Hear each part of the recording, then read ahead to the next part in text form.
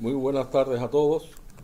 Muchas gracias, Carlos Alberto, y muchas gracias, Manolo, por la presencia de ustedes aquí, y muchas gracias a ustedes también, porque en un día tan bonito como hoy, en vez de estar en la playa disfrutando con un picnic, están aquí para oír algo sobre Cuba, algo sobre esa Cuba que a todos nos sigue llamando la atención y nos sigue interesando. Yo quisiera, como un... ¿Se oye ahora allá atrás? ¿Se oye o no? Ahora sí. ¿Repito todo esto o no?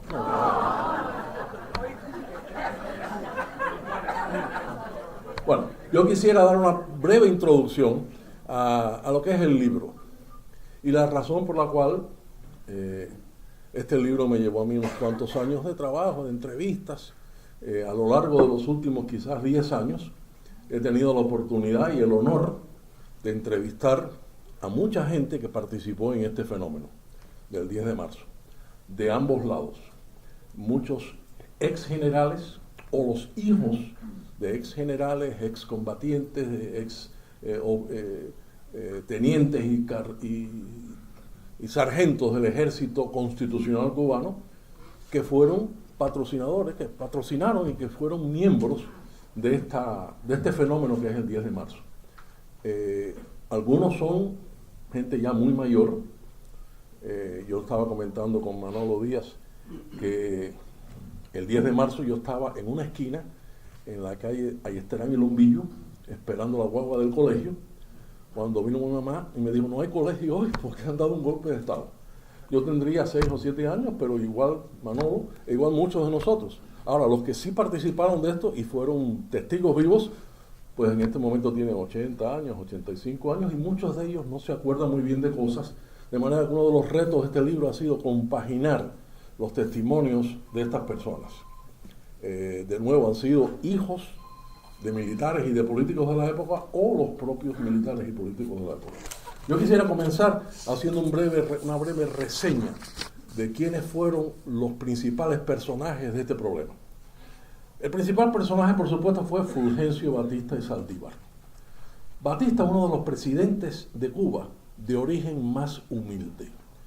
Si hay un presidente de Cuba que nació en un bohío con piso de tierra, fue Batista.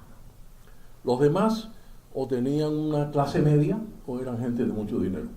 Pero Batista, desde ese origen tan humilde, debido a su estudio, su interés por aprender, Batista llegó a ser, primero, empleado de los ferrocarriles en Cuba.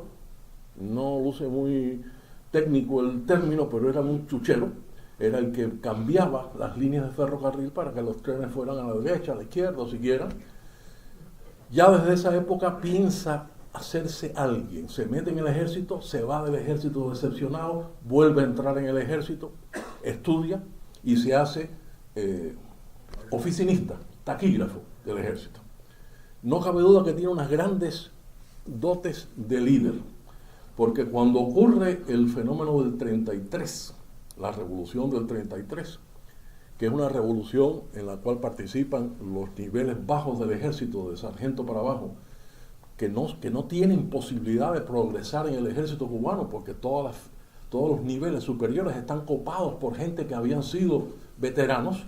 Cuando ocurre esa revolución en el 33, y además debido a Machado y ese segundo periodo de Machado que fue tan triste y tan sangriento, pues Batista es el líder de esos miembros del ejército que eran de sargento para abajo, y junto con Carlos Prío, que era el líder de la Universidad de La Habana de los estudiantes, entre los dos participan en la revolución del 33, no sabiendo que unos años después, 20 años después, iban a tener una colisión adicional cuando Fulgencio Batista le da un golpe de estado a Carlos Prío. Pero en ese momento eran aliados. Prío moviendo a los estudiantes, Batista moviendo a los sargentos en la revolución del año 33. Batista, igual que Machado, es la historia típica de un gobernante que llega a creer que es indispensable y que él es el único que puede resolver el problema. E igual que Machado tuvo un periodo glorioso del 25 al 29, Machado se reelige. El segundo periodo fue funesto. Ya tiraron a alguien un cohete por ahí. Igual que eso le pasa a Batista. Batista tuvo una ejecutoria ejemplar desde el año 33 al 40. En el 40 sale electo por voto popular, después de haber estado 7 años poniendo y quitando presidentes y líderes en Cuba y haciendo muchas obras buenas. Se retira, vuelve entonces a dar el golpe de Estado y su segundo periodo como presidente es desastroso. Y es un periodo que se estudia aquí en el libro que es el 10 de marzo del año 52. Carlos Prío Socarrás es otro de los personajes de esta época. Carlos Prío Socarrás es un líder nato, nacido de una familia muy humilde, hijo de veteranos de la Guerra de Independencia. Su familia es tan humilde que su mamá tiene que trabajar hasta que ya era viejita como administradora del Colegio de los Escolapios de La Habana, donde yo tuve la oportunidad de conocerla, porque yo era un niño y ella era la que administraba el colegio en realidad. Prío era un líder nato. Fue el líder de los estudiantes en el año 33. Era el que movía a la Universidad de La Habana, movía la FEU. Y es un hombre que sin lugar a dudas tenía una gran simpatía y un gran carisma. Él mismo se apoderaba el presidente cordial. Y en efecto fue un presidente cordial. Y un hombre de grandes ideas liberales, un hombre que respetaba la ley, un hombre que creó muchas instituciones en Cuba, pero que no pudo combatir el gran pesar de Cuba en ese momento, que era la corrupción y el gangsterismo. Y debido a eso, pues ofreció una excusa para que ocurriera el 10 de marzo. Otro personaje de la época es Eduardo René Chivas. Yo estoy seguro que muchos de ustedes se acuerdan de Chivas, aunque lo hubieran conocido como niño, como lo conocí yo. Chivas, alguna gente dice, fue el Rasputín de la historia de Cuba. Fue un hombre que, debido a su gran devoción por la patria, por la honestidad, recuérdense que el lema de Chivas era una escoba para acabar con la corrupción. Debido a su fanatismo, Chivas se llegó a convertir en un demagogo. Y Chivas acabó con el prestigio que tenía el gobierno de Cuba, acusándolo de cuánta cosa había ocurrido y de cuánta cosa no había ocurrido. De manera que Chivas, que era un hombre de gran ejecutoria personal, no era de familia humilde, era de una familia de clase media alta.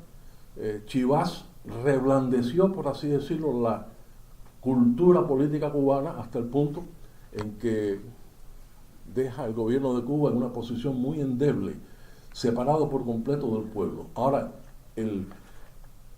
la importancia de Chivas en el pueblo es tal que el entierro más grande que ha habido en Cuba fue el entierro de Chivas, cuando se dio un tiro al terminar un programa en la CMQ que él llamó el último aldabonazo. Otro personaje de la época, y voy a ser más breve ahora, es Eduardo Martín Elena.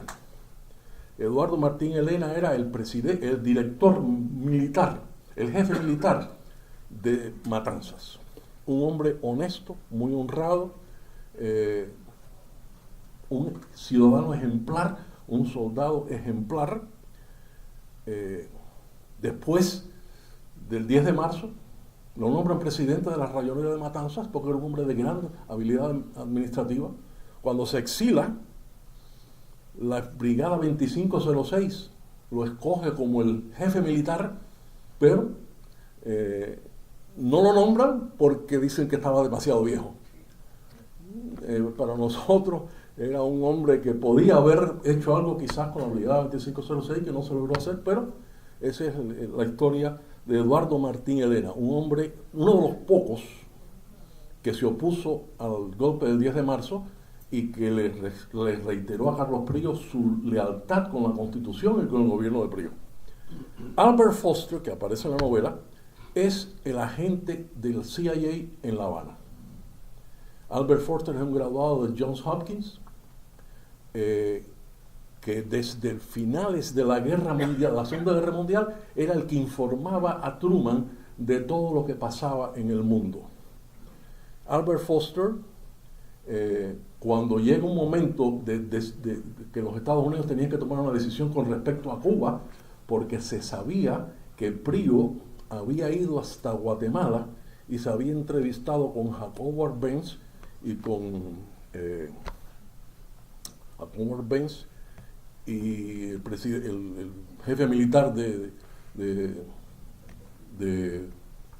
Guatemala, y los americanos deciden que estaban organizando el CIA, hay que mandar a alguien a Cuba para que deshilache todo esto y vea por qué Prio se ha ido a entrevistar con Jacobo Arbenz. Y ese hombre es Albert Foster. Y Albert Foster es el primero que le dice a Truman: las tropas del norte de Corea van a invadir el sur de Corea. De manera que es un hombre que estaba muy íntimamente ligado a los acontecimientos y era un gran agente del CIA. Y por eso lo nombran como el hombre del CIA en La Habana. Albert Foster estaba casado con una cubana y por eso muchas veces son las cubanas las que traen los inmigrantes para el país. Eso ha pasado con profesores universitarios y cuánta cosa hay. De manera que su esposa, que es Rudy Alonso, de una familia cubana muy vieja, se casan y vienen a vivir a La Habana. Es interesante dar a conocer que Ruby Alonso se convierte, debido a la influencia del CIA en Cuba, a través de Albert Foster, se convierte en la secretaria de Carlos Prio. Porque Carlos Prio le dice a la embajada americana: necesitamos a alguien aquí que sepa traducir, que sabe escribir cartas, que esté al tanto de la cultura americana y de la literatura y de la historia, y que sepa escribir bien. Y ponen ahí como secretario a Rudy Foster, a Rudy, la esposa de Albert Foster. Fabio Grobar es el jefe de los comunistas en Cuba. Es el fundador, junto con Mella, del Partido Comunista Cubano. Y Fabio Grobar es uno de los integrantes de todo este fenómeno del 10 de marzo. Eusebio Mujal es el jefe de la CTC. Eusebio Mujal, cuya familia está en Miami en este momento, así fue un gran líder del CTC, pero desafortunadamente o afortunadamente Eusebio Mujal se movía por el lado en que el viento soplaba. Primero fue auténtico y después fue de Batista. Y es el que logra que los sindicatos en Cuba se mantengan apoyando a Batista después del 10 de marzo. Genoveva Pérez Dámera era general del ejército durante Grau. Prio no confía en él y lo sustituye Ruperto Cabrera, pero Genoveva Pérez Dámera es uno de los grandes militares cubanos honestos, profundamente patrióticos. Genoveva muere en Miami siendo carnicero en Hialeah. No trajo una fortuna al exilio, y eso es encomiástico porque en aquel momento muchos miembros del gobierno traían fortunas al exilio. Damaso Sogo Hernández, que también tiene interés en esto, Damaso Sogo es el hombre que abre la puerta número 4 de Colombia para que entre Batista. Pero como todos los cubanos le habían dicho, a las 2 de la mañana vamos a entrar, y Damaso Sogo no estaba a las 2 de la mañana en la puerta del número 4. Y entonces tiene que bajarse alguien de uno de los carros de Batista, quitar la cadena, arriesgando su vida, porque ahí están los centinelas en la puerta número 4, y el hombre quita la cadena, uno de los que iba con Batista en el carro, para que pudiera pasar el carro de Batista. Y en ese momento llega Damaso Sogo corriendo por todo Colombia, 5 o 10 minutos más tarde de lo que habían acordado. De manera que por poco se acaba ahí el 10 de marzo. Arístides Sosa de Quesada, que también es un personaje aquí importante. Arístides Sosa de Quesada es el militar, el general poeta de Cuba. El general poeta porque era más poeta que militar, y es el que escribe los estatutos constitucionales el 10 de marzo. Francisco Tabernilla es el viejo Tabernilla, es el amigo de Batista íntimo, que Batista lo lleva con él en la caravana de 3 carros que entra en Colombia para dar el golpe de Estado, y después lo pone de jefe de la cabaña. Él había sido director militar de la cabaña y vuelve a ser director militar de la cabaña. Tabernilla termina con Batista el 1 de enero del 59, y hay la siguiente anécdota que yo he verificado, pero que no aparece por ningún lado, excepto entre la gente que me lo ha contado, y que son ya 2 personas de mi absoluta confianza. Tabernilla el día 31 de diciembre va a Colombia, al aeropuerto, para irse de Cuba, pero no quiere que las tropas sepan que él se va de Cuba. De manera que toda la familia se monta en el avión. A propósito, el avión que a Batista había reservado, porque Batista tiene que irse en un avión más pequeño, el avión que Batista había reservado lo ocupa toda la familia de Tabernilla. Tabernilla entonces se baja del avión, le dice adiós a la gente que está en el avión, viene a reunirse con los soldados que están allí viendo todo el escenario y de pronto mira el reloj y dice: tengo que recoger otra cosa en el avión. Sale corriendo para el avión, entra en el avión, se cierran las puertas y el avión sale. De manera que esa es la historia de Tabernilla. No sale en ningún lado, no está escrita en ningún lado ni documentada, pero no me extraña que sea cierta, porque dos personas de mi absoluta confianza saben y conocieron la historia. Y por último, Quirino Uría. Quirino Uría es una de las personas más fieles a la honestidad y al juramento constitucional que había en Cuba. Quirino Uría pasó por todas las posiciones importantes del gobierno de Cuba en época de Prigo. Fue general del ejército, el general mayor del ejército, fue el director de la Policía Nacional, fue el inspector general del ejército y es el que está en Colombia a cargo el día que ocurre el 10 de marzo. Lo van a buscar a las 3 de la mañana a su casa y lo ponen bajo arresto domiciliario. Quirino Uría, igual que Genovevo, viene al exilio y trabaja en un banco, como director de un banco, y después se retira, un hombre humilde que no sacó un centavo de Cuba. Estos son los personajes principales. Ahora, ¿por qué se da el 10 de marzo? Bueno, el 10 de marzo tiene sus raíces en la tradición española que nos gobernó durante 400 años. Debido a las circunstancias históricas del momento, los españoles jamás se preocuparon por educar en Cuba o instruir en Cuba cómo se gobierna. Inclusive los pocos cubanos que fueron electos a las Cortes de Madrid, o los cogían presos, o los ignoraban, o los exilaban. De manera que nunca en Cuba hubo nadie durante 400 años de República Española que aprendió a gobernar. Cuando viene el final de la guerra del 98 y viene la intervención americana, ahí sí los americanos se empeñan en enseñarle a los cubanos a cómo gobernar. Y lo poco que sabían los cubanos de cómo gobernar es debido a la intervención americana, que duró 4 años. En Cuba, en ese momento no había gente de primera línea, porque todos los soldados y los militares y los administradores y la gente que tenía posiciones de derecho importantes habían muerto. Murieron en la guerra como Agramonte en la guerra del 68, o murieron en la guerra del 95 como Martín, Maceo, los dos Maceo, etc. El único que queda es Máximo Gómez. Máximo Gómez, por ser dominicano, no quiere ser presidente de Cuba, de manera que no se postula para presidente. Y otro de los que queda es Calixto García, pero Calixto García, desafortunadamente, en una misión a Washington, coge pulmonía y muere en Washington. De manera que todos los hombres que quedan disponibles para la presidencia de Cuba y para el liderazgo del país son militares de segunda línea. José Miguel Gómez, Menogal, Machado, todos eran generales de segundo orden, no hay un solo general de primer orden. Y estos primeros presidentes de Cuba estaban acostumbrados a ser de segundo orden y a no tener mucho mando, de manera que cuando ocupan en Cuba la presidencia, José Miguel Gómez, etc., cuando ocupan en Cuba la presidencia, no saben gobernar y hacen de todo. Y son los que en Cuba crean un estado muy inestable en una república que acaba de nacer. Ahí se alzan los veteranos, se alzan los obreros, se alzan los negros.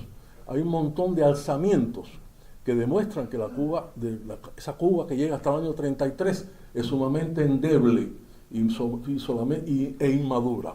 En el año 33 viene Machado, que es otro general de segundo nivel, y Machado se reelige. Al reelegirse Machado, aquello es un desastre. Y se ocurre la revolución del 33. La revolución del 33 la llevan a cabo muchos militares de bajo nivel y estudiantes, que se acostumbran a tener una pistola arriba y a resolver los problemas con su pistola. Y de ahí surge entonces en Cuba un gangsterismo.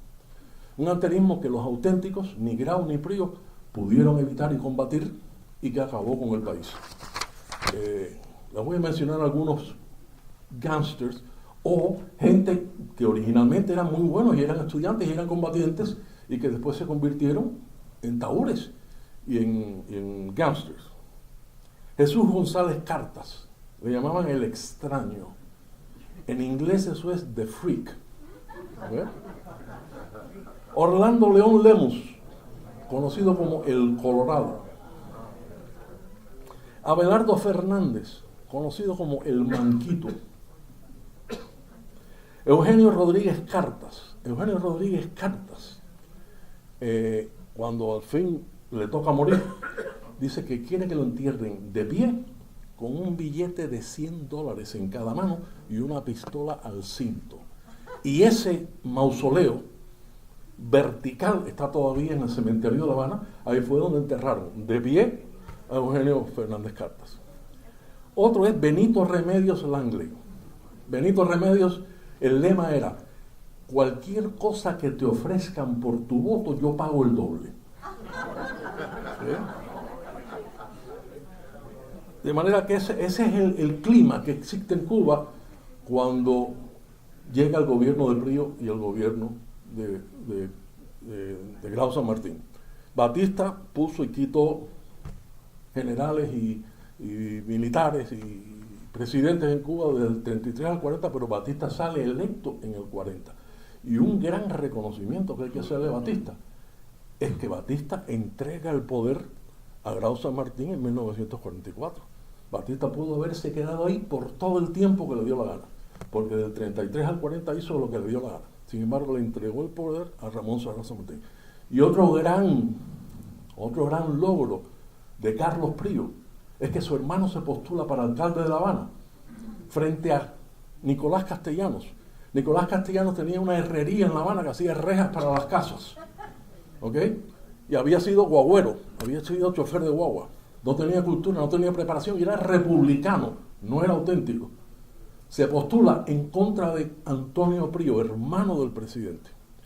Y Prío tiene el gran gesto de reconocer que la alcaldía de La Habana en las elecciones ganó Nicolás Castellanos y a Nicolás Castellanos lo ponen como alcalde de La Habana. Y funge como alcalde de La Habana hasta el año 52, en que Batista, por supuesto, lo saca de esa posición. De manera que tanto Batista como Prío tienen grandes gestos y el error que cometen es Batista al entrar otra vez en la presidencia por segunda vez y Prío al perder totalmente el pueblo debido a no poder haber controlado el gangsterismo y la corrupción en Cuba.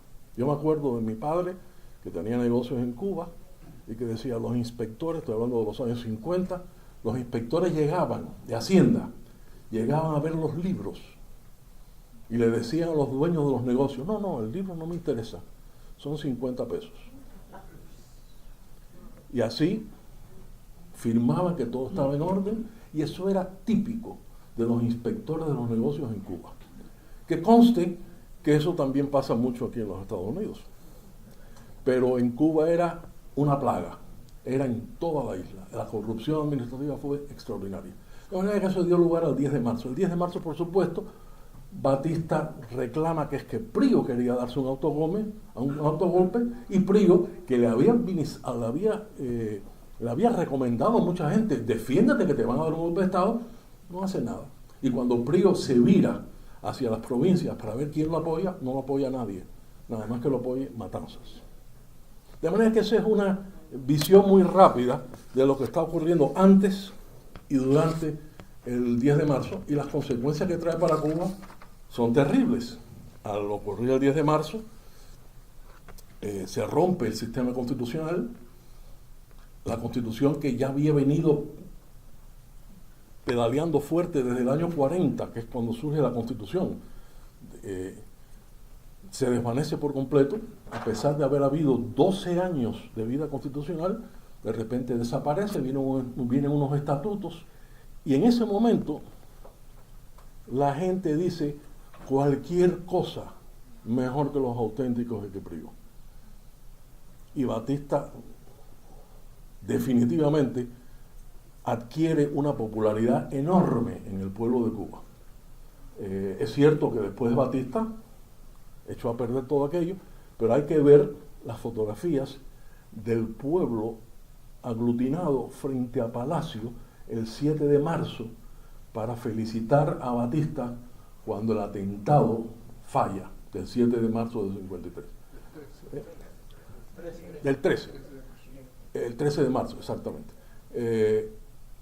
Prior pierde totalmente, ninguno de los generales, excepto Matanzas, lo apoya.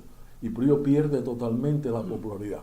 Y en ese momento todo el mundo decía, cualquier cosa mejor que Prior. Igual que años después, en el año 59, nosotros los cubanos éramos tan vulnerables desde el punto de vista de madurez política, que en Cuba se decía cualquier cosa menos Batista. Y eso nos llevó a los 50 años que han pasado últimamente. Muchas gracias. Le doy la palabra ahora a don Alberto.